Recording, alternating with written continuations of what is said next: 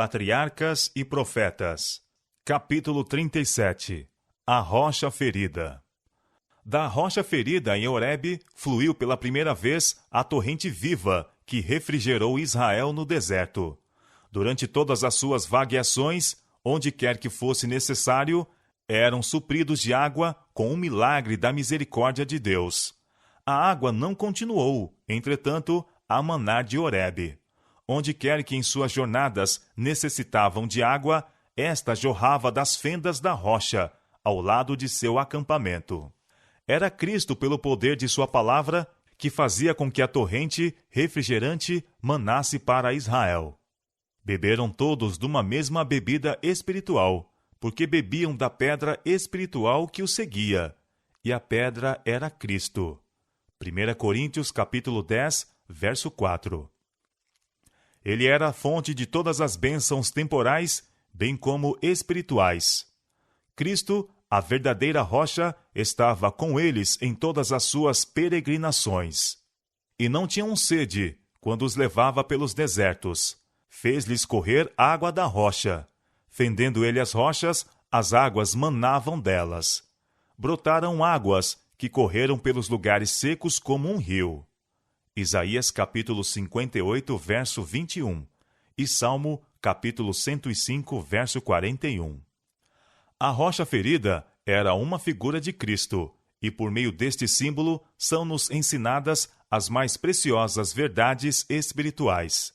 Assim como as águas vivificadoras manavam da rocha ferida, assim de Cristo, ferido de Deus, ferido pelas nossas transgressões, quebrantado pelas nossas iniquidades, a torrente de salvação flui para uma raça perdida. Assim como a rocha foi ferida uma vez, semelhantemente Cristo deveria ser oferecido uma vez para tirar os pecados de muitos. Hebreus capítulo 9, verso 28. Nosso Salvador não deveria ser sacrificado segunda vez, e é tão somente necessário àqueles que buscam as bênçãos de sua graça pedi-las em nome de Jesus, derramando o desejo de seu coração em uma prece feita no espírito de arrependimento. Tal oração levará perante o Senhor dos Exércitos os ferimentos de Jesus, e então de novo fluirá o sangue doador de vida, simbolizado pelo fluir da água viva para Israel. A emanação da água da rocha do deserto foi celebrada pelos israelitas depois de seu estabelecimento em Canaã, como demonstração de grande regozijo. No tempo de Cristo, esta celebração se tornara uma cerimônia muito impressionante. Ocorria por ocasião da festa dos tabernáculos, quando o povo de toda a terra se congregava em Jerusalém. Em cada um dos 7 dias da festa, os sacerdotes saíam com música e coro dos levitas a tirar água da fonte de Siloé, em um vaso de ouro. Em seguida, pelas multidões de adoradores, em tão grande número quanto podiam ficar perto da fonte, dela bebendo, enquanto surgiam os acordes jubilosos. Vós, com alegria, tirareis águas das fontes da salvação. Isaías capítulo 12, verso 3. A água tirada pelos sacerdotes era então levada ao templo, por entre sons de trombetas e o canto solene. Nossos pés estarão dentro dos teus muros, ó Jerusalém. Salmo capítulo 122, verso 2.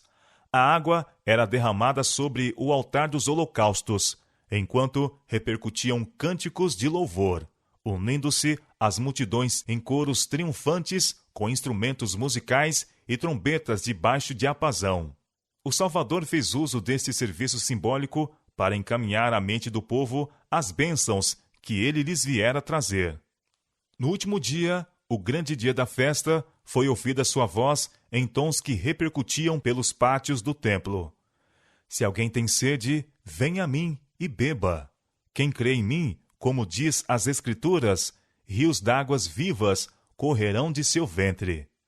Isto, declarou João, disse ele do Espírito que havia de receber os que nele crescem.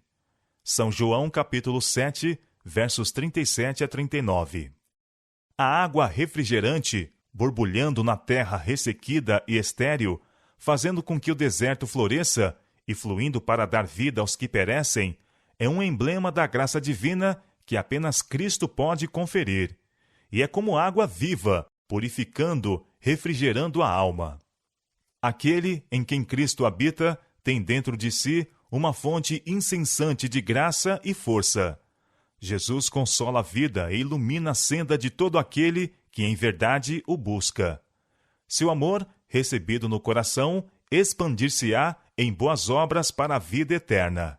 E não somente abençoa a alma, em que ele se expande, mas a torrente viva fluirá em palavras e ações de justiça, para refrigerar os sedentos em redor daquela alma. A mesma figura empregou Cristo em sua conversa com a mulher de Samaria, no poço de Jacó. Aquele que beber da água que eu lhe der, se fará nele uma fonte d'água, que salta para a vida eterna. São João capítulo 4, verso 14. Cristo combina os dois tipos. Ele é a rocha, ele é a água viva. As mesmas figuras, belas e expressivas, encontram-se em toda a Bíblia. Séculos antes do advento de Cristo, Moisés o indicou como a rocha da salvação de Israel.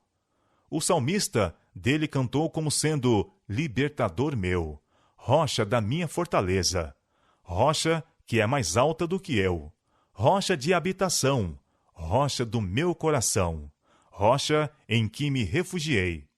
No Cântico de Davi, sua graça é também descrita como águas frescas entre verdes pastos, ao lado das quais o pastor celestial guia seu rebanho. Outra vez, tu os farás beber da corrente das tuas delícias, porque em ti está o manancial da vida.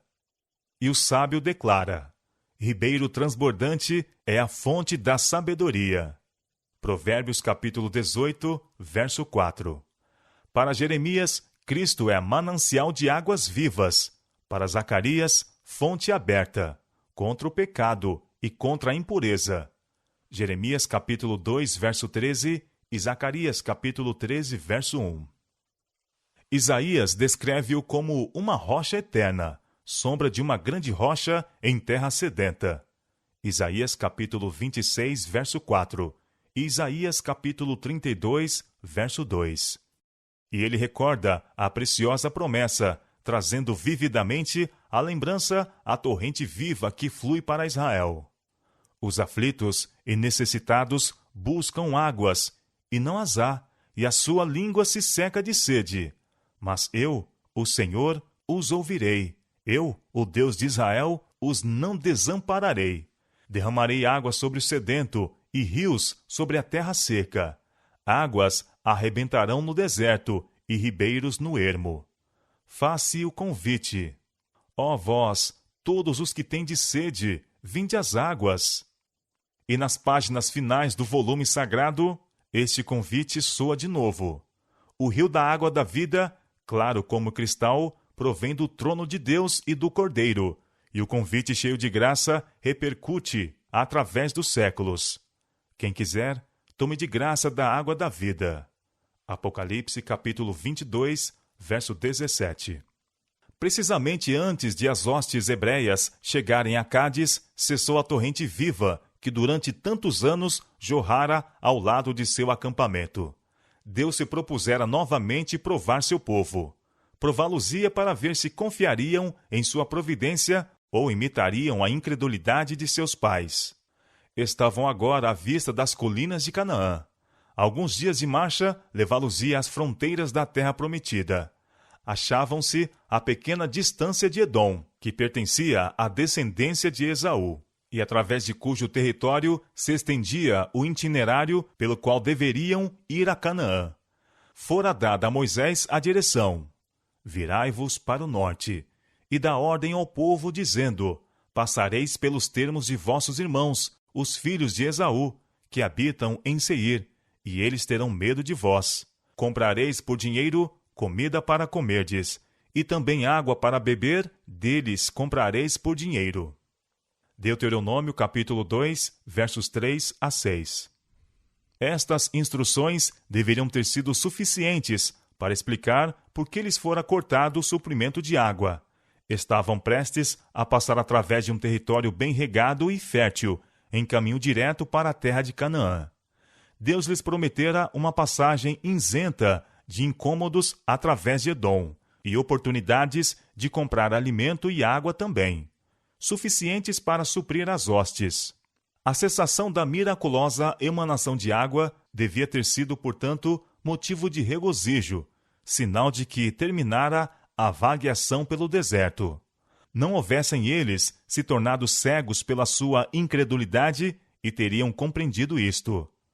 Mas o que deveria ter sido prova do cumprimento da promessa de Deus tornou-se motivo para dúvida e murmuração.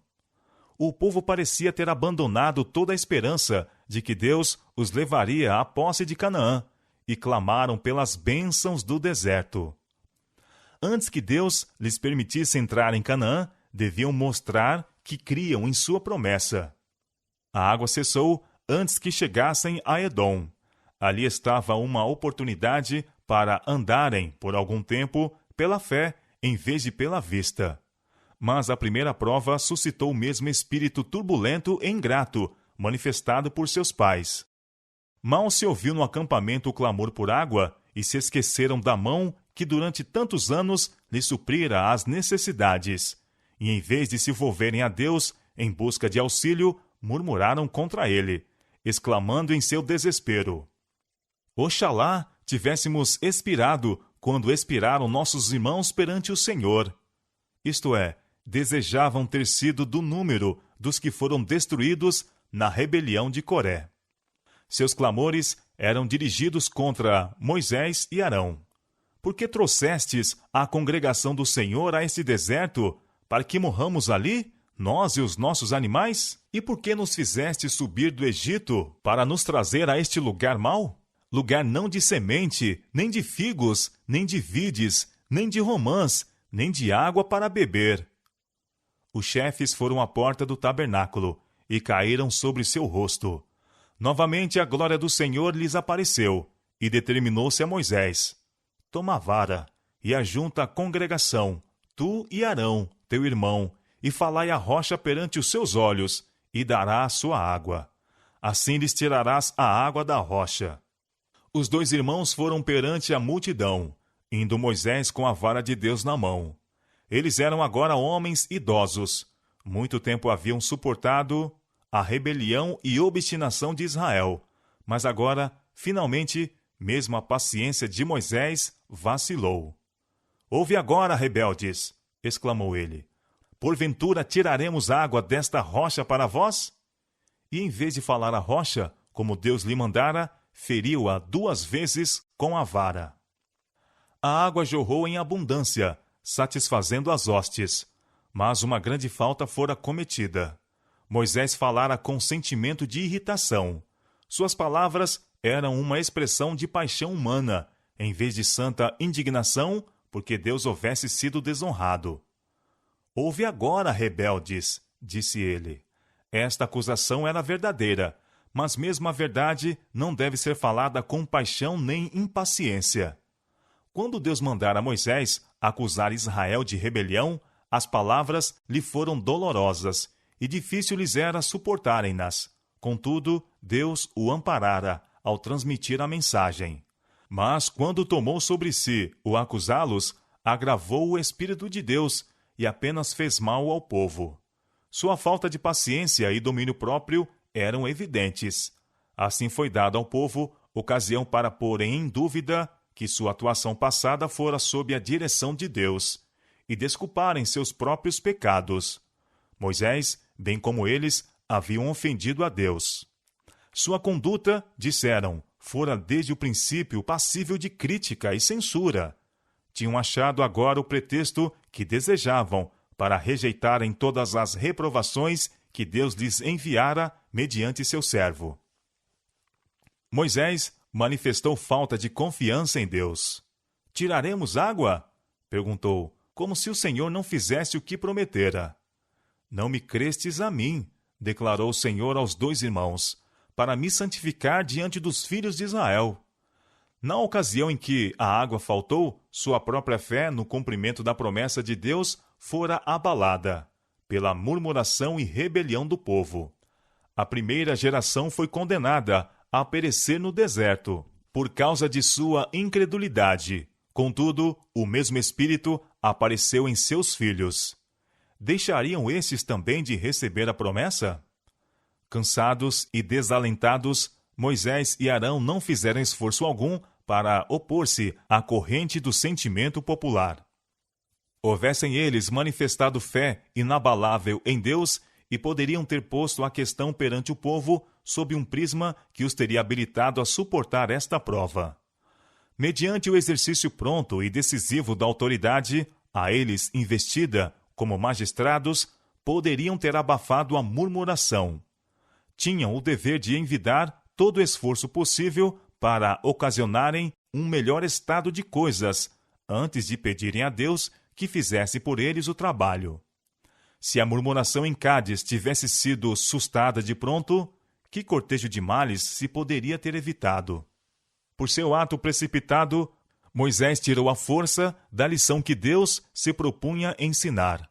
A rocha, sendo um símbolo de Cristo, fora ferida uma vez, assim como Cristo uma vez seria oferecido.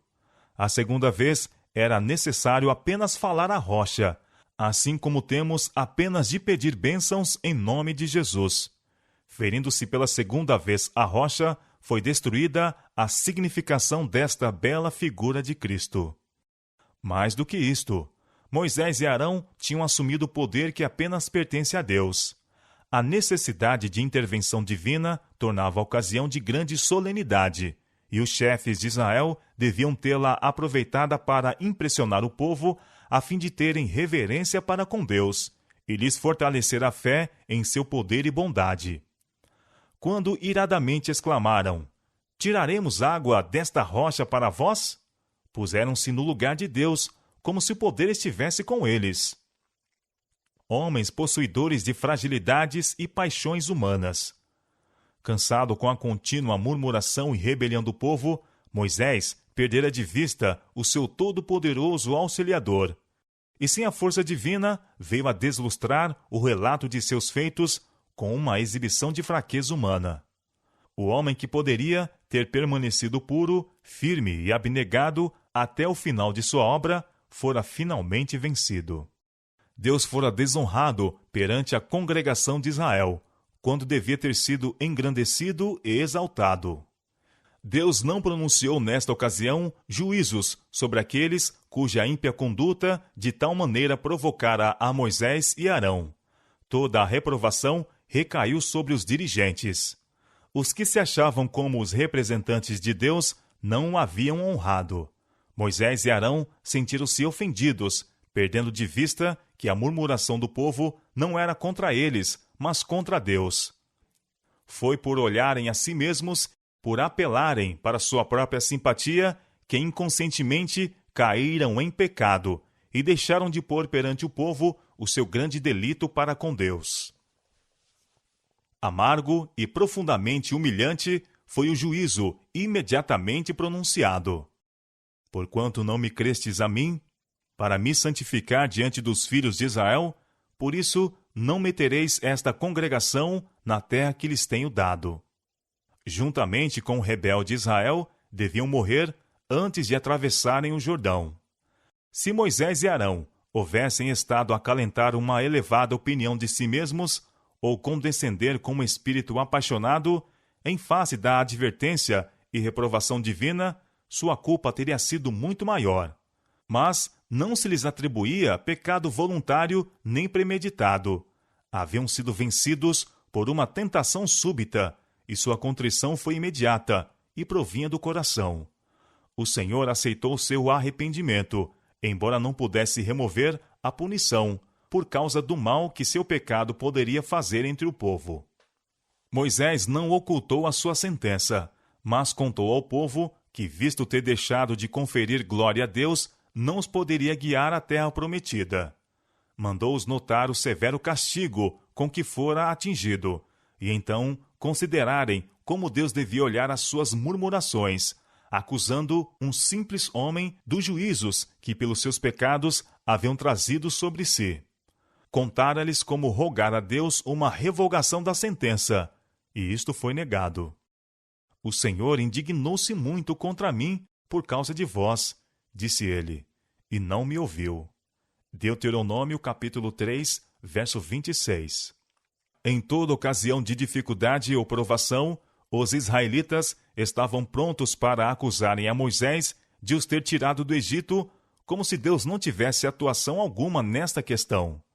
Por todas as suas jornadas, quando se queixavam das dificuldades do caminho e murmuravam contra seus chefes, Moisés lhes dizia: vossas murmurações são contra Deus. Não fui eu que operei o vosso livramento, mas sim Deus.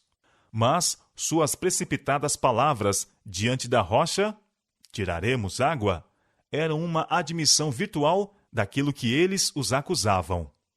E os confirmavam assim em sua incredulidade, justificando-lhes as murmurações. O Senhor queria remover-lhes para sempre do espírito esta impressão, vedando a Moisés de entrar na terra prometida.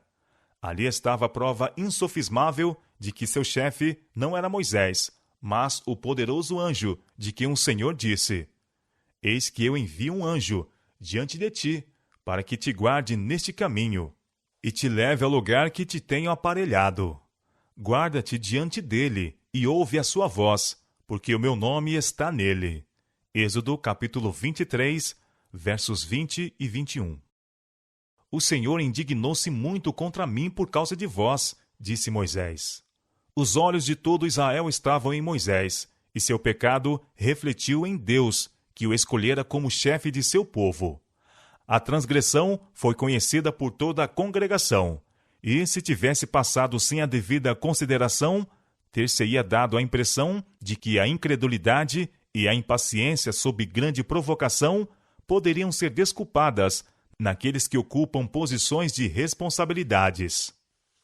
Quando, porém, foi declarado que Moisés e Arão não deveriam entrar em Canaã por causa daquele único pecado, o povo soube que Deus não faz acepção de pessoas e punirá certamente o transgressor.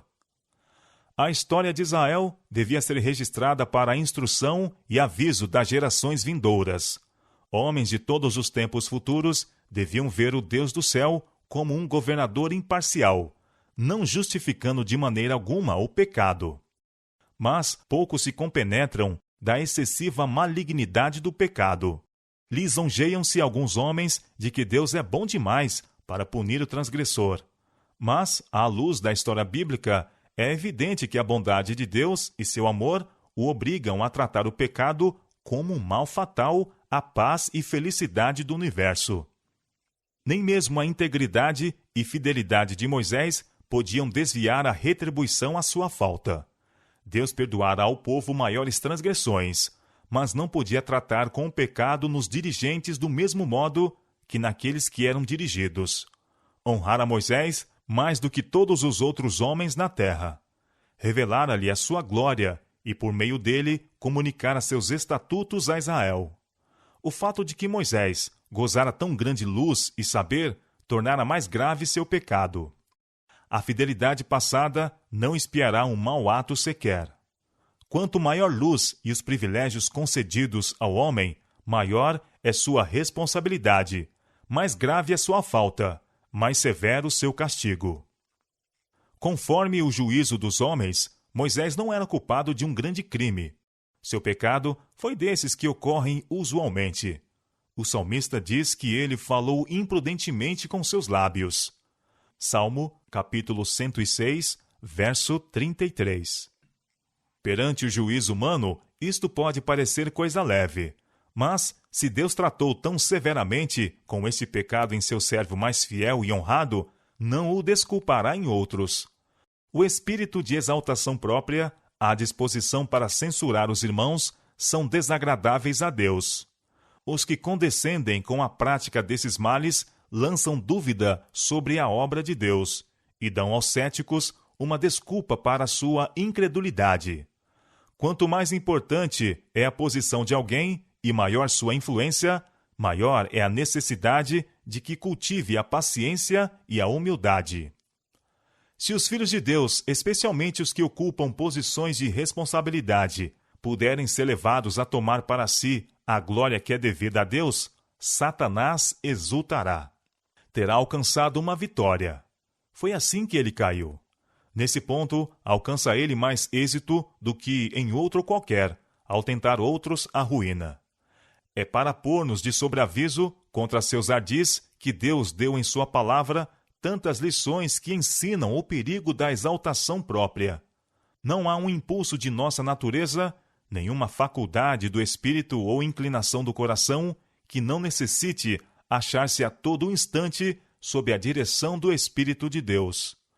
Não há uma bênção que Deus confira ao homem, nenhuma provação que permita recair sobre ele, de que Satanás não possa e não queira prevalecer-se para tentar, perturbar e destruir a alma, se lhe dermos a menor vantagem.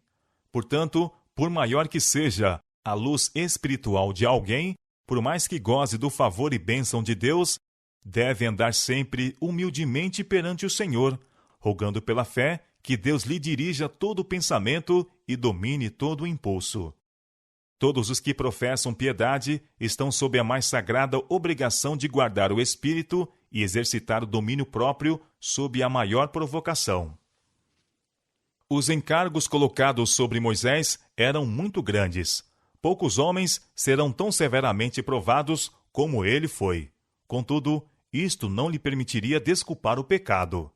Deus fez amplas provisões para seu povo, e se depositarem confiança em sua força, jamais se tornarão joguete das circunstâncias.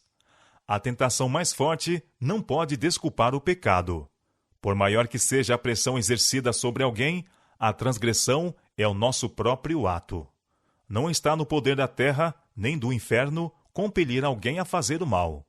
Satanás ataca-nos em nossos pontos fracos, mas não é o caso de sermos vencidos.